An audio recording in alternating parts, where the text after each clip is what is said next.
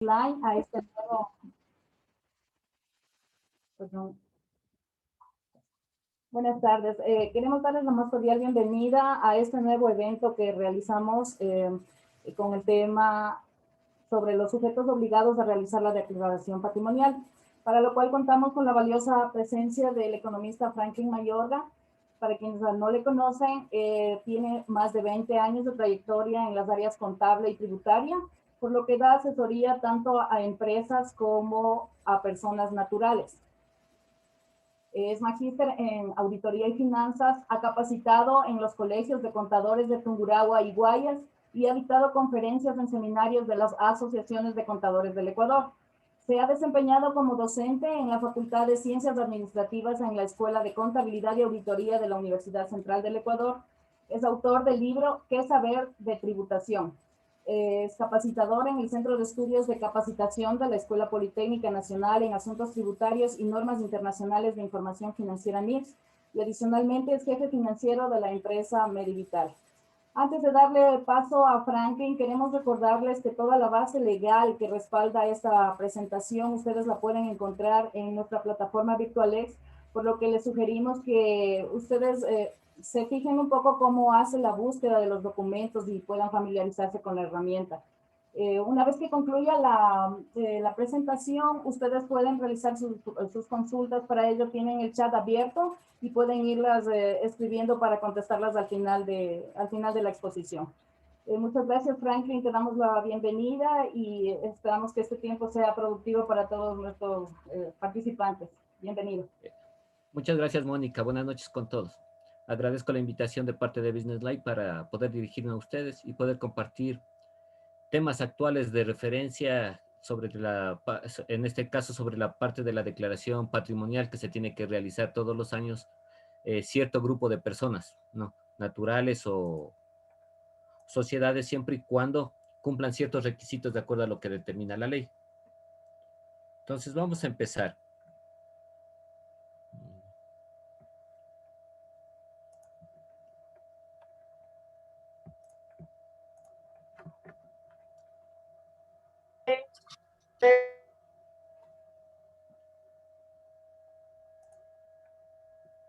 No sé si está visible la pantalla, si está compartiéndose la pantalla. Sí. Sigue adelante, Franklin, sí está bien. Listo. Bueno, vamos a empezar. La declaración patrimonial y sus reformas. Vamos a empezar con el primer tema. Sí, luego vamos a ver cuáles son los riesgos y efectos tributarios. Tenemos que tomar en cuenta que, aunque esta declaración no nos obliga a pagar nada, es simplemente una declaración informativa, nosotros tenemos que tener bien claro bajo qué parámetros el Servicio de Rentas Internas nos está pidiendo esta información. Porque esta información tiene que cuadrar con nuestras declaraciones de impuestos, sea las herencias, sea impuesto a la renta, sea de ingresos, tiene que cuadrar eso con el incremento patrimonial que se ha ido dando año a año en función a lo que determina la ley. Tenemos que tomar que hay ciertos gastos deducibles, que es lo que podemos nosotros determinar, y como les digo, dentro de la declaración patrimonial es más un dato informativo para el Servicio de Rentas Internas para determinar cuál es el crecimiento patrimonial de año a año. Sin embargo, nosotros tenemos que tomar en cuenta que el Servicio de Rentas Internas nos obliga a presentar la declaración patrimonial, no tomando en cuenta en función al patrimonio, sino en función a los activos. Entonces nos dice que si los activos llegan a superar la base imponible determinada o las 20 fracciones básicas desgravadas para el 1 de enero de cada año, nosotros estamos obligados a presentar esa declaración. Si es individual y si es bajo sociedad conyugal, al doble de la fracción básica. Que las actividades empresariales, como les digo, todas las actividades empresariales tienen que declarar sus impuestos. Y en función a eso, el momento que declaran sus impuestos siempre les va a quedar un remanente. ¿Quiénes declaran? Las personas naturales, tengan actividad económica o no tengan actividad económica. Los profesionales, las personas que se hace libre ejercicio profesional. ¿Sí? Y vamos a ver, por último, vamos a ver cuál es el pago de impuestos versus la declaración patrimonial. ¿Qué impuesto es lo que nos va a cruzar el Servicio de Rentas Internas? Que es en definitiva esto, el impuesto a la renta. Entonces, luego de que tomemos esos temas, nosotros vamos a poder desarrollar un poco más y vamos a podernos dar cuenta de esto. Bueno, vamos a empezar con la reforma a la legislación. Según quienes tenemos que presentar la declaración patrimonial y cuándo se originó el 29 de diciembre del 2007, con la publicación a la ley reformatoria para la equidad tributaria. Aquí cuando se publicó esta ley, esta ley en esto modificaba la ley de régimen tributario interno, creando el artículo 40A. En el artículo 40A determina que se tiene que presentar la declaración patrimonial y determina, diciendo que se reflejará en función al reglamento de aplicación a la ley de régimen tributario interno. Entonces, cuando dijo que todo va en función al reglamento de la ley de régimen tributario interno, quiere decir que esto, con un decreto ejecutivo, se podía implementar o cómo se tiene que presentar esta declaración patrimonial. ¿Quiénes tienen que presentar esta declaración patrimonial de acuerdo a lo que determina la ley? Dice que son todas las personas naturales residentes en el país que tienen la obligación de presentar la declaración patrimonial siempre y cuando sus activos superen las 20 fracciones básicas desgravadas en cada periodo tributario al 1 de enero de cada año. ¿Qué quiere decir esto?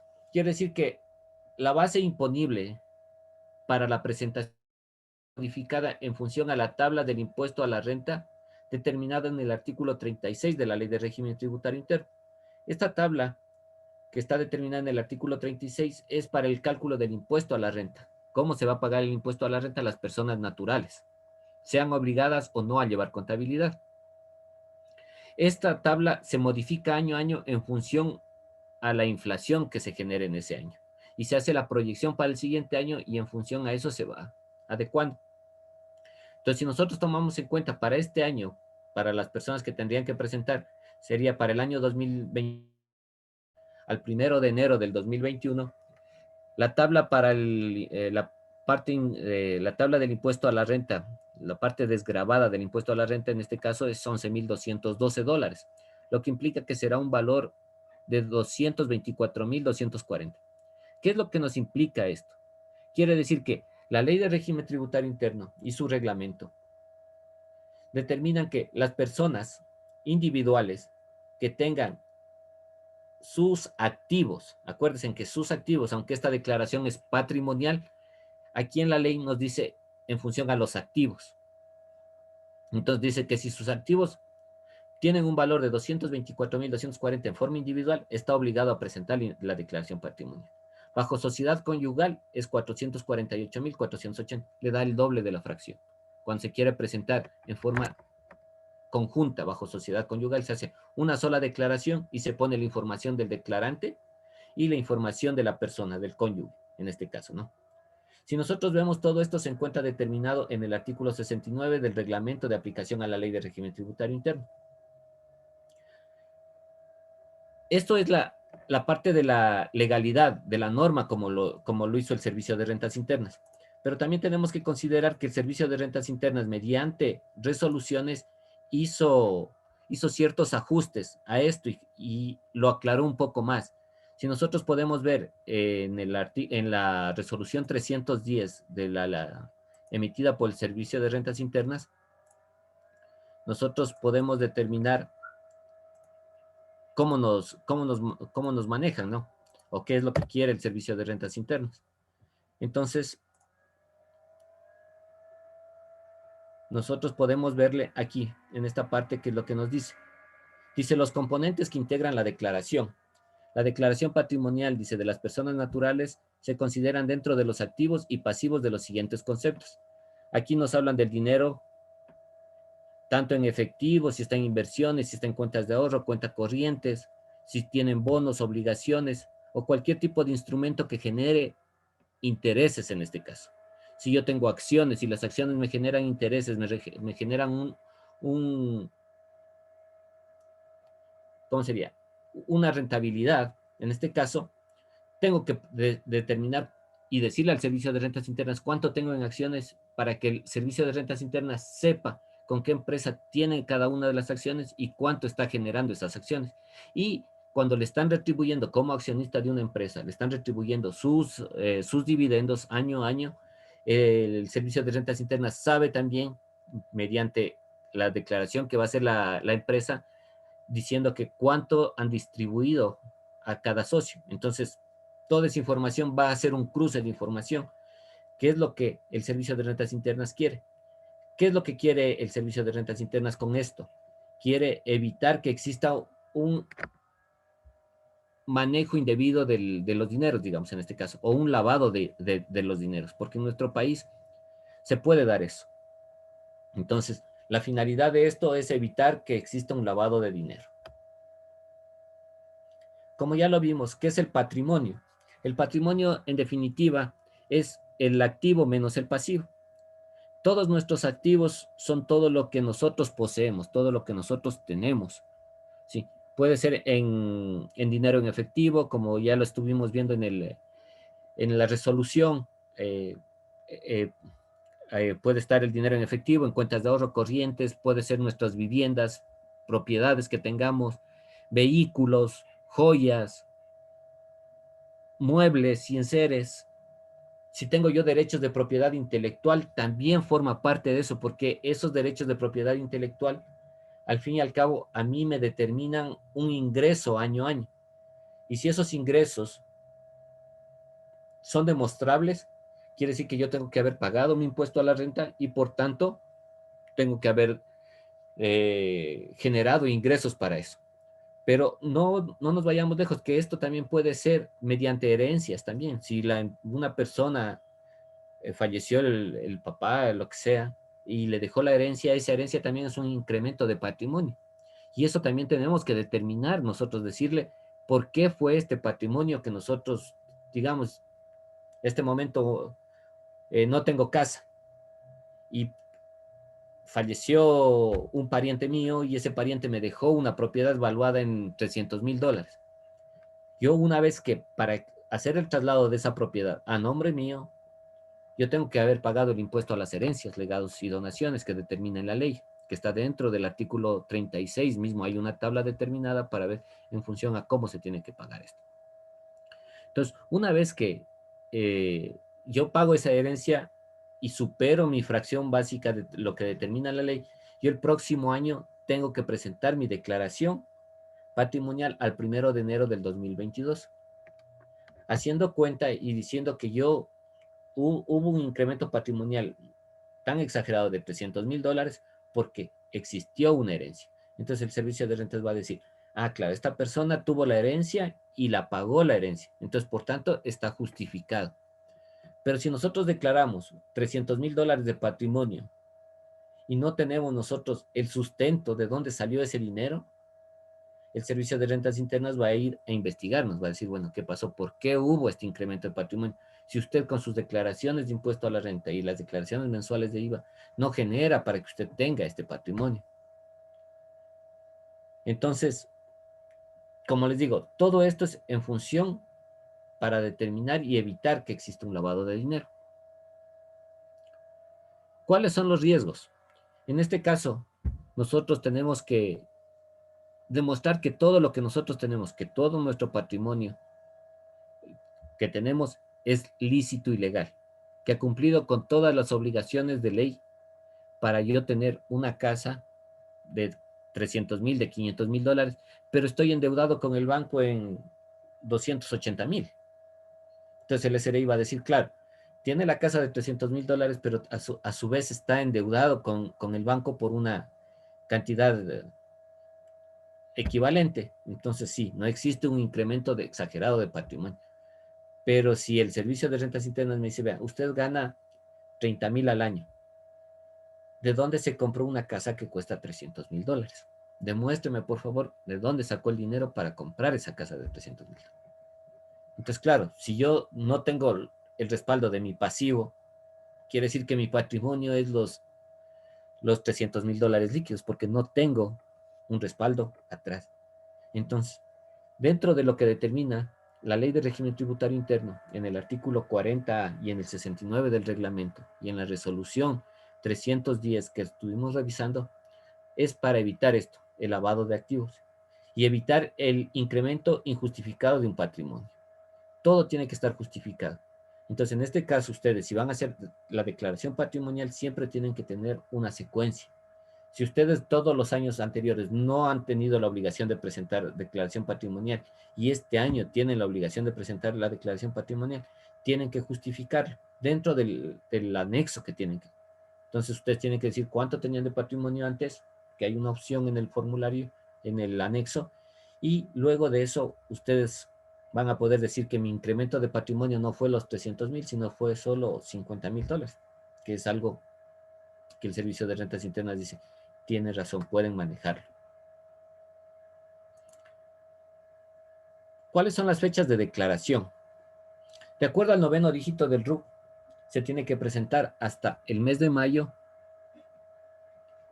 en función al 9º dígito del RUC. Si el 9º dígito del RUC es 1, es lo mismo que las declaraciones de IVA, de impuesto a la renta, sean mensuales o semestrales en este momento, de acuerdo a la ley para microempresas, pero se maneja igual, de la misma forma. Entonces quiere decir que si es 1, 10. Si es 2, 12 de mayo, 14 de mayo, 16 de mayo, 18, pasando 2 días, 2 días. Igual, si termina en día sábado, domingo o festivo, se traslada al siguiente día hábil. Pero si el día 28, digamos, es viernes, 29 sábado y domingo 30, no puedo pasar yo al siguiente mes. O sea, digamos que 31 cayó domingo, no puedo yo declarar, tomando en cuenta que cayó feriado y todo eso, no puedo declarar yo el 1 de junio, porque eso ya también está normado. Dice que si el último dígito si el 9º dígito del RUC pasa de mes, o sea, por cuestiones de que caen festivos o feriados, no se considerará que yo puedo declarar el 1 del siguiente mes. Tengo que declarar antes. Tendría que declarar en este caso el 27 o el 26 para evitar yo pasar. En este caso, si nosotros nos pasamos, vamos a tener una sanción. Entonces, tengamos mucho cuidado al respecto. Entonces, ¿cuál es el procedimiento que tenemos que hacer nosotros para poder tener toda esta información? Tenemos que ingresarnos nosotros a la página del Servicio de Rentas Internas, descargarnos el programa del Servicio de Rentas Internas, que es el DIN Formularios.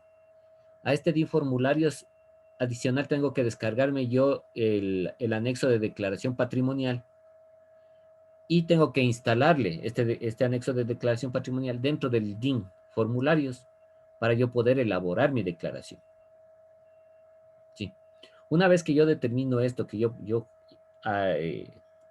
instalo el programa, instalo los dos programas en este caso, y yo ya genero esto, yo ingreso a la página del Servicio de Rentas Internas, escojo la opción cargar anexos, me voy a lo que me determina el anexo de declaración patrimonial, selecciono el archivo, pero el archivo tiene que estar zipeado, o sea, tiene que estar comprimido en WinZip, porque si le ponen ustedes en AR, no le reconoce el sistema en .ar, no le reconoce, tiene que ser en .zip, para que le reconozca el archivo.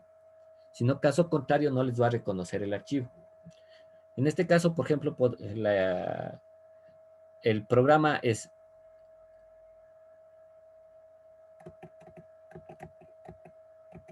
El programa, nosotros que lo manejamos es el DIN Formularios, que está aquí. Y en este lo que nosotros hacemos es irnos a archivo, generar nuevo documento, nuevo archivo, nuevo ATS o nuevo anexo en este caso. Aquí tenemos todos los anexos, porque cada anexo toca irle instalando al DIN Formularios. En este caso nosotros vamos a escoger declaración patrimonial y siguiente. ¿Por qué? Porque en este DIN Formularios, que es el programa del Servicio de Rentas Internas, tengo que irle anexando todos los formularios o todos los anexos que me está pidiendo el Servicio de Rentas Internas. En este caso, nosotros, si vemos aquí en la parte de la resolución 310 que estábamos viendo, podemos ver cuáles son los derechos representativos de capital en el Ecuador, que es lo que les decía, son acciones, participaciones en sociedades, fondos de inversión, fideicomisos, cuentas por cobrar. Si tengo cuentas por cobrar, claro que tiene que estar determinada la cuenta por cobrar. La cuenta por cobrar va a ser ya cuando existe un documento de por medio. Quiere decir que existe una factura, un contrato de por medio para la cuenta por cobrar. Si yo tengo maquinarias, equipos, inventario de mercadería, activos biológicos, muebles y enseres, plantas, productoras, todo esto va a entrar como activos. Vehículos motorizados, derechos en el Ecuador y en el exterior, porque hay gente que escribe libros y no es que solo los vende aquí en el Ecuador, los vende fuera del país también. Entonces, casas, departamentos, terrenos, oficinas, todo esto son nuestros activos. Y los pasivos son todas las deudas que nosotros tenemos y que en las que hemos incurrido nosotros para nosotros poder cubrir o comprar estos activos que nosotros tenemos. Entonces, todos estos pasivos, menos lo que me determina la ley de régimen, todos los activos, menos los pasivos, me da el patrimonio, y en función a eso es lo que se declara. Entonces, si nosotros vemos aquí tenemos todos los años para nosotros poder crear. Digamos que es año 2021, si yo quiero individual o si quiero bajo sociedad de hecho o sociedad conyugal. Si es bajo individual, simplemente me va a pedir un dato. Si es bajo sociedad de hecho o conyugal, me va a pedir la identificación de mi cónyuge, en la que tengo que poner información. Entonces, por ejemplo, hagámosle individual, cédula o RU, dependiendo. En este caso, se hace cédula simplemente cuando una persona no tenga actividad económica. Si no tiene actividad económica esta persona y tiene sus ingresos bajo relación de dependencia y su patrimonio se incrementó por herencias, legados o donaciones, o a su vez por alguna donación que haya recibido, lo vamos a hacer con cédula de identidad. Caso contrario, si uno tiene el RUC, tendría que ponerle el RUC.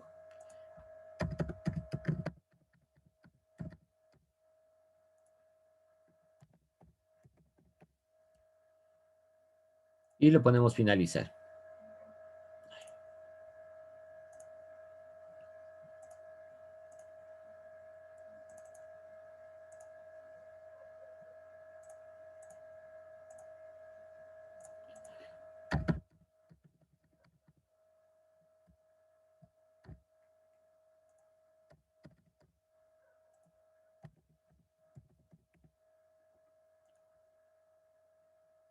Y con esto ya tenemos nosotros toda la información para comenzar a proceder a cargar la información. Si ustedes ven cómo está el anexo, este me dice todos los activos ingresan aquí, todos los pasivos ingresan acá, y la diferencia es el patrimonio, que ya me va a dar el cálculo aquí. Si yo tengo hijos no emancipados, ¿qué quiere decir hijos no emancipados? Los hijos no emancipados son los hijos menores de edad que están bajo mi protección, o a su vez que sean mayores de edad y que todavía no estén ejerciendo una actividad económica, estén estudiando y sigan bajo mi responsabilidad, yo siga pagándoles la universidad, siga pagando todo lo demás. Entonces, si nosotros vemos aquí dentro de esto, aquí me dice si tengo dinero en efectivo, si tengo derechos representativos de capital, si tengo cuentas por cobrar, bienes, y tengo que ir registrando cada uno de estos.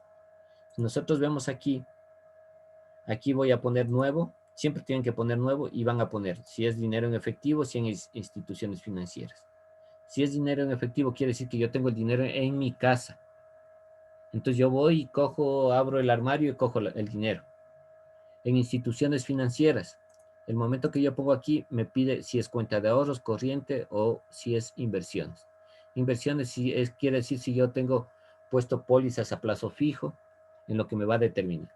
Si es cuenta de ahorros, pongo cuenta de ahorros, si es en el Ecuador o en el exterior.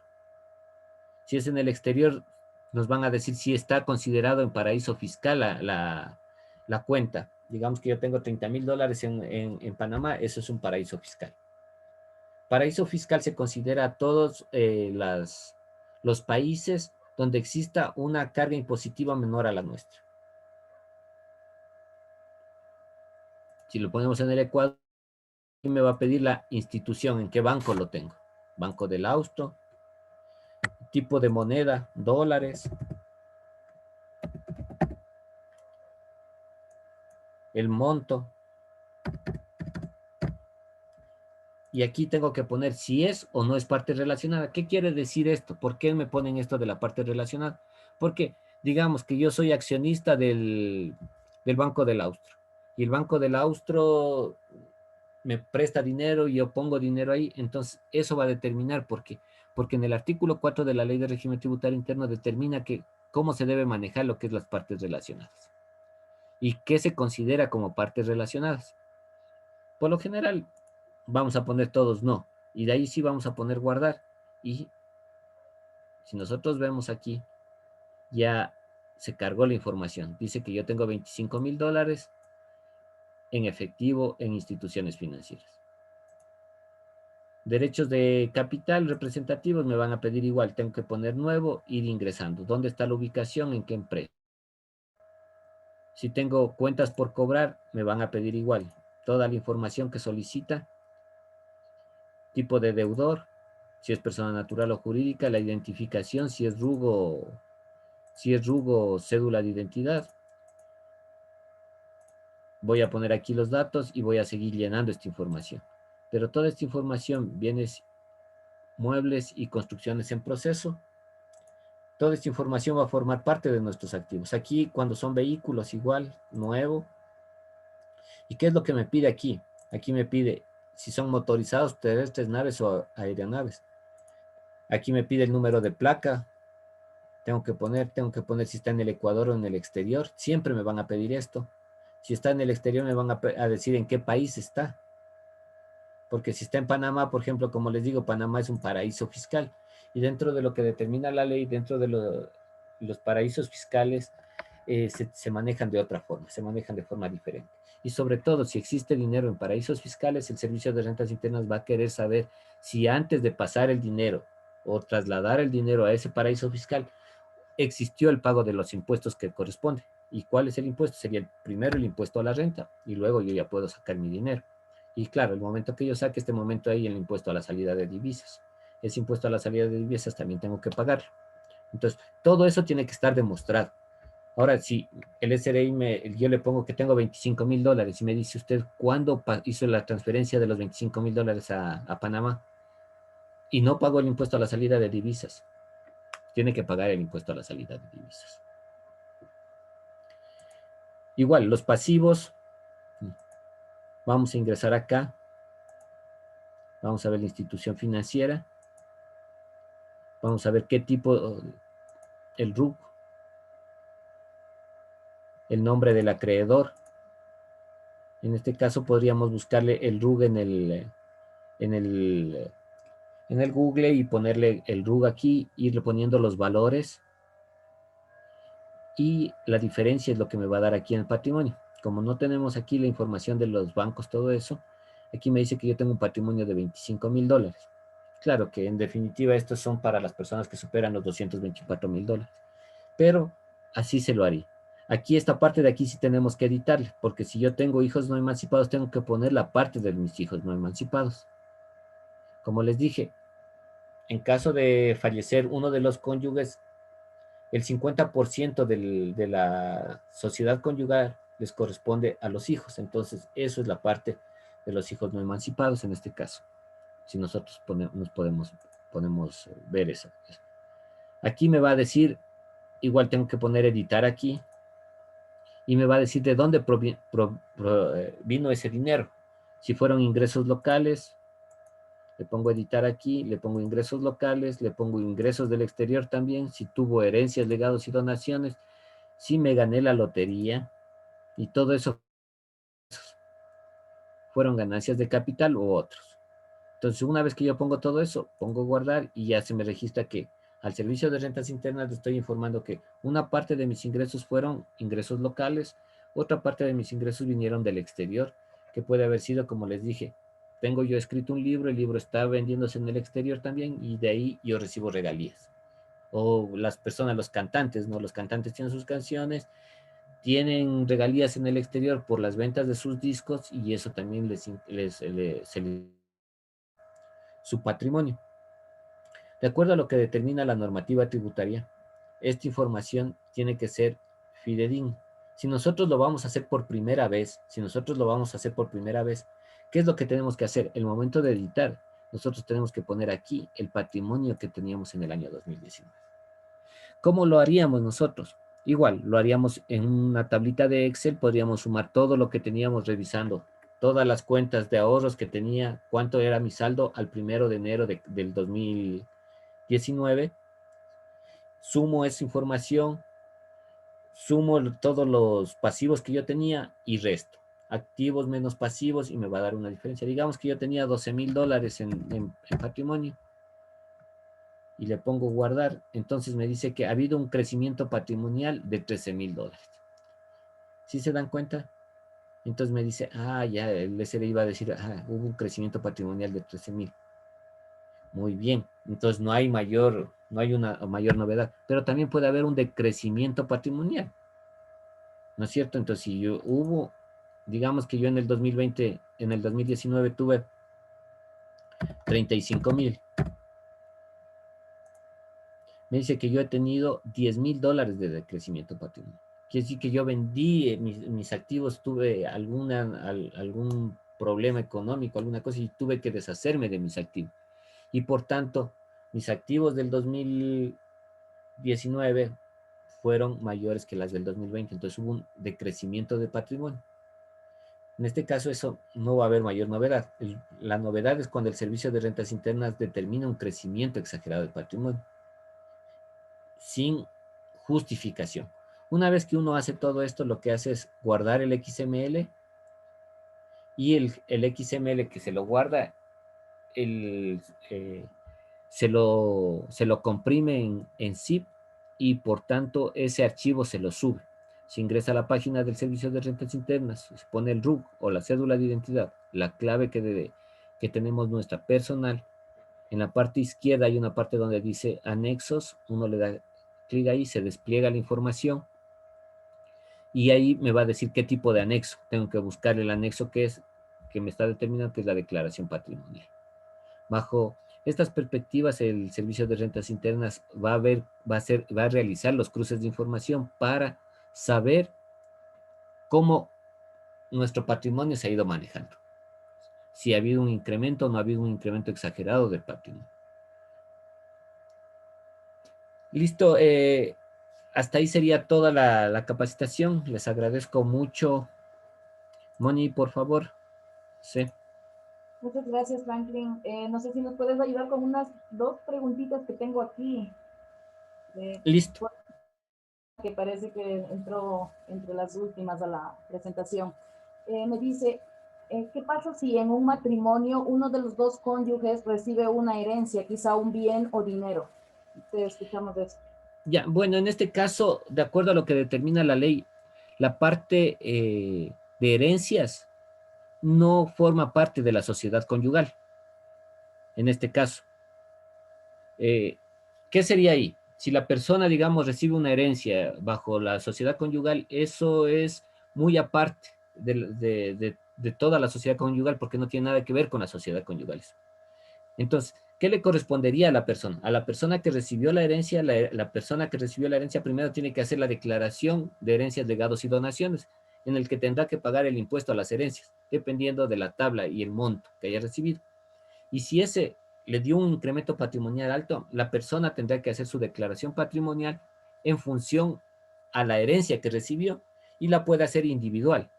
Entonces, hay cada persona ahí, en este caso, en la sociedad conyugal, digamos que el esposo no llega a la base imponible para cubrir la declaración patrimonial. En este caso, la persona tendría que hacer una declaración individual de su declaración patrimonial, y en la declaración patrimonial le va a decir al Servicio de Rentas Internas que fue por medio de una herencia, que recibió 300,000, $500,000 de una herencia. Pero como les digo, esto, bajo la normativa tributaria, la parte de la herencia no forma parte de la sociedad conyugal. Listo. Tengo otra pregunta. Dice, ¿podría explicar de la forma más sencilla y clara la parte de quién retiene IVA y quién no? Bueno, el agente de retención de IVA, en este caso, es la persona que recibe la factura, digámosle así, o la persona que está comprando un bien o un servicio. Las personas que compran bienes y servicios, siempre y cuando, en este caso, de acuerdo a la nueva normativa, sean agentes de retención, nombrados por el Servicio de Rentas Internas como agentes de retención, sean contribuyentes especiales, o sean sociedades, estén determinadas bajo el régimen general, tendrán que hacer las retenciones del 30, pues, cuando es por bienes, el 70% cuando son por servicios y el 100% en los casos que hayan contratado los servicios profesionales de una persona o por arrendamiento de un bien inmueble. En esos casos se harían las retenciones. Las retenciones las hace la persona que va a pagar, la persona que compra el bien o que compra el servicio. Esos son las personas, son los agentes de retención de acuerdo a lo que determina la ley. Listo. Tengo una más. Dice, si una persona recibe un apoyo económico desde el extranjero, dinero circulante como un regalo, quizá cada 2 meses, ¿se considera esto como patrimonio? En este caso dependería el monto que está recibiendo esta persona cada 2 meses del exterior. Si son montos que no van a llegar a superar la fracción básica para la parte patrimonial, no estaría considerado como parte del patrimonio. Como les digo, dependerá de $1,000 cada 2 meses. Quiere decir que recibe $6,000 al año. En este caso, esta persona no tiene ni siquiera la obligación de presentar su declaración de impuesto a la renta, a menos que aparte de esos $6,000 que está recibiendo, él tenga su actividad. Digamos, yo estoy facturando por servicios profesionales, tengo mi actividad económica. Dentro de esa actividad económica yo facturo, digamos, $20,000 al año, más los $6,000. Yo esos $6,000 que recibo del exterior, tengo que declararlos. Tengo que decirle al servicio de rentas internas, yo estoy recibiendo $6,000 del exterior y por tanto tengo la obligación de declarar mi impuesto a la renta. Ya no sería sobre los 6,000, sino que esos 6,000 más los 20,000 que yo facturé, tendría que declarar sobre $26,000, deduciéndome mis gastos, siempre y cuando no sea considerado como microempresa, de acuerdo a la normativa que estamos en este momento. Entonces, si mi patrimonio, como les dije, el patrimonio es los activos menos los pasivos, pero el servicio de rentas internas, el momento que obliga a una persona a hacer la declaración patrimonial, lo hace en función de los activos. Entonces, ¿qué quiere decir? Que los activos míos, mis activos superan los $240,000. Eso tendría que tomar en cuenta la persona que está recibiendo del exterior dinero. De acuerdo. Una preguntita más, Franklin. Dice, buenas tardes, tengo una consulta. Soy cónyuge sobreviviente, viudo, y como tal poseedor del 50% de patrimonio familiar, y mis 3 hijos acreedores del otro 50% por herencia, producto del fallecimiento de su madre. ¿Estoy obligado a declarar? En este caso, ya la declaración patrimonial la debería hacer individual, siempre y cuando ese 50% que posee el cónyuge sobreviviente supere los $240,000 que estábamos determinados, de lo que está determinado las 20 fracciones básicas desgravadas en la ley de régimen tributario interno. Entonces, si esta persona, digamos, había una propiedad se me ocurre, $600,000, falleció mi cónyuge, y en $1,000 les corresponde a mis hijos para distribuirse bajo la sociedad conyugal y los $300,000 son míos, quiere decir que yo ya tenía que haber venido declarando mi declaración patrimonial desde hace algunos años atrás, desde que se creó esto, dependiendo cuánto tiempo hayan tenido esa propiedad. Entonces, yo voy declarando, haciendo mis declaraciones patrimoniales por los $600,000 bajo sociedad conyugal. Pero en este caso falleció mi cónyuge y yo ya no tengo los $600,000, tengo $300,000. Entonces, como les decía, Perdón, Franklin, voy a te poner, interrumpo. Solamente una cosita. El señor nos aclara que los hijos son menores de edad. ya, entonces él es, ¿cómo es? Él es el representante legal de los hijos en este caso. Entonces, ¿qué es lo que tendría que hacer esta persona? Tendría que declarar, pero tendría que ponerle el 50% que les corresponde a los hijos no emancipados, como lo que decía anteriormente. Entonces, yo voy a declarar que la propiedad cuesta $600,000, pero que a mis hijos no emancipados les corresponde $300,000. Y en realidad mi patrimonio ya va a ser solo $300,000. Los otros 300,000 les corresponde a mis hijos. Pero esa sería la figura, ponerles a los hijos no emancipados los $300,000, como lo que hice en la declaración aquí. Entonces, en esta parte de aquí, le vamos a poner a los hijos no emancipados, que es aquí, y voy a editar y le pongo, como les dije, digamos, aquí 12.500, pongan. ¿Sí? ¿Y cuál va a ser mi patrimonio declarante? Va a ser 12.500. Así tendría que hacer que conste los $600.000 de la propiedad, o no sé el valor de la propiedad, pero debería manejárselo así. Claro que a esto también no es que solo la propiedad, ¿no? Sino que va a haber otras cosas que va a poder incluir la persona, si es las propiedades y todas las cuentas de ahorro, dinero en efectivo, vehículos y todo lo demás. Pero en definitiva se tendría que hacer así, y poner el patrimonio atribuibles a hijos no emancipados en esa parte. Listo, Franklin. Muchísimas gracias y queridos amigos por haber participado en esta exposición. Como queremos recordarles que toda la información que ustedes acaban de presenciar la ubican en nuestra plataforma VirtualX, al igual que los webinars anteriores. Queremos molestarles antes de despedirnos, molestarles con una pequeña encuestita en donde nos dé satisfacción de la presentación para continuar. Y les agradecemos y estamos al pendiente. Les haremos llegar nueva información con respecto a las próximas exposiciones que haremos. Perdón, buenas noches, les interrumpo. Hay una consulta más y tal vez le pueden ayudar. Claro. A ver, sí, acá hay una. Dice, entonces, ¿solo las personas naturales hacen la declaración patrimonial? ¿Las sociedades no? No, las sociedades también tienen que hacerlo. Las sociedades también tienen que hacerlos, porque en definitiva esto es para ver cómo está creciendo la sociedad también, pero las sociedades también. Pero esto más, en las sociedades como que son más controladas, ¿no? Porque las sociedades en definitiva, si ustedes saben, tienen que reportar al Servicio de Rentas Internas, tienen que reportar a la Superintendencia de Compañías, si están regidos por la Superintendencia de Compañías, o tienen que reportar a la Superintendencia de Bancos, dependiendo por qué entidad estén regulados. Pero también esta declaración patrimonial también va para imagínense una empresa que vendió, se me ocurre, $1.000.000 y refleja un patrimonio de $2.000.000.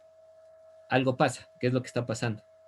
Entonces siempre es, como les digo, siempre es para evitar, sobre todo con las empresas también, porque en las empresas también se puede hacer lavado de dinero. No es que solo las personas naturales pueden hacerlo lavado de dinero, las empresas también lo hacen.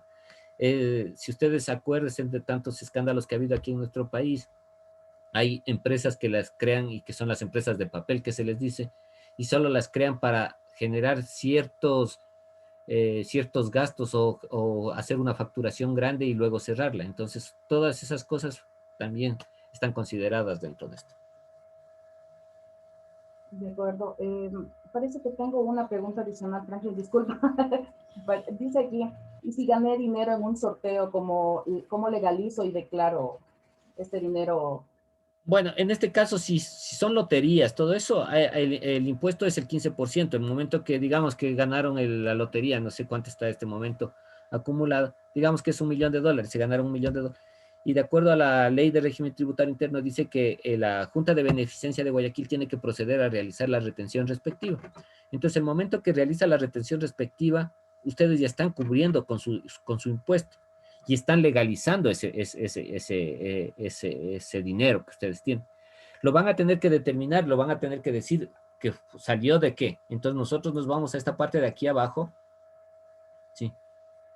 Y vamos a ver nosotros bajo qué parámetros o por qué se generó, como lo que les decíamos nosotros, ¿no es cierto?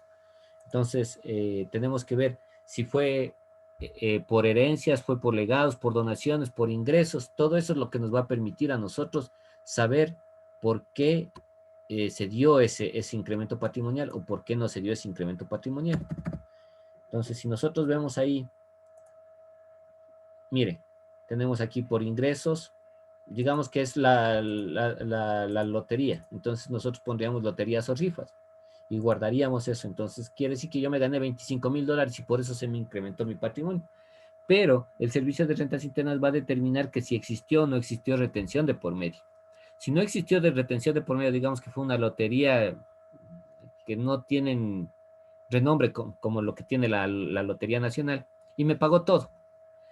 Nosotros como personas naturales tenemos la obligación de presentar nuestra declaración de impuesto a la renta diciendo en el formulario que nosotros hemos recibido esta herencia, hemos ganado esta lotería y tenemos que pagar el impuesto. Ese momento estamos legalizando.